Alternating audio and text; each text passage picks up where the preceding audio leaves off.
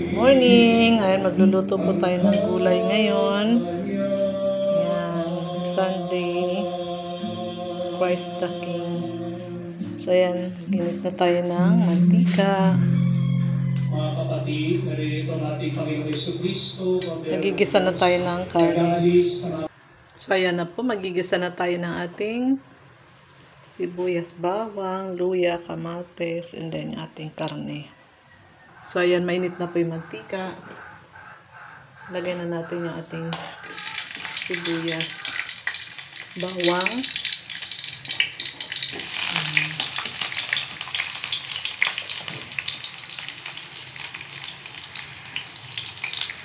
So, ayan, add na rin natin yung ating kamatis.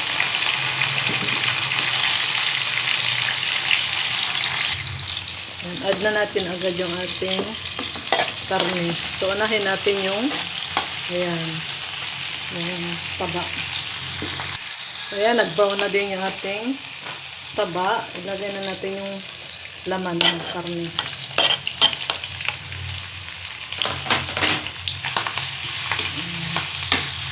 Gisa-gisa muna natin. Ayan, lagay din natin yung luya natin.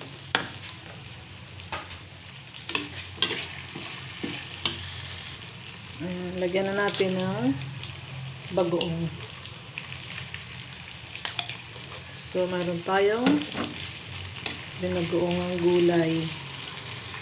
So, ayan na, lagyan muna natin ang kanyang sabaw. So, mainit na agad yung ating nilagay.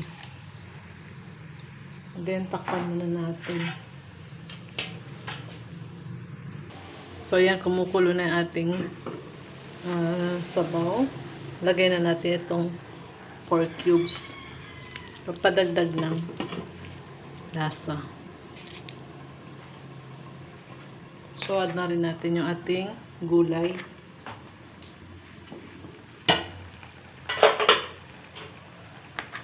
Yan, pagsabay-sabay na natin yung ating gulay. So, tatakpan ulit natin hanggang sa pwede na siyang hanguin. Ayan, buksan ulit natin. Lagay natin yung ating patola. Ayan. Ang patola kasi masarap ito, mabango sa ating ulam.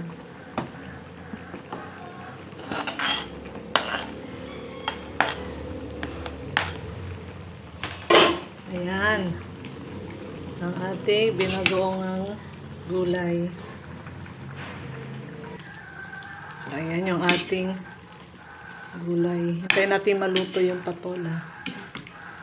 Ayan, okay na yung kalabasa, yung ating okra, ang palaya.